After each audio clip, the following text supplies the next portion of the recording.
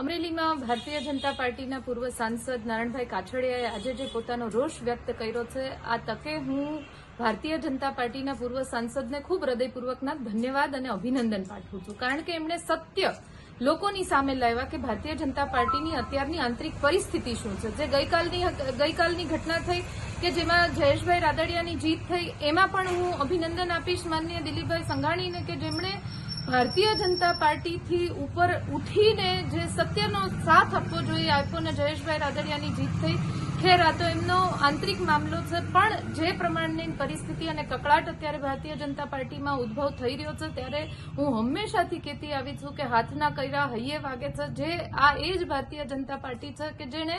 કોંગ્રેસ પક્ષને ભાંડવામાં કંઈ બાકી નથી રાખ્યું. ત્યારે અત્યારે જયારે એમની પરિસ્થિતિ એ જ સ્તર સુધી જઈ રહી છે, એ જ જે પ્રમાણેના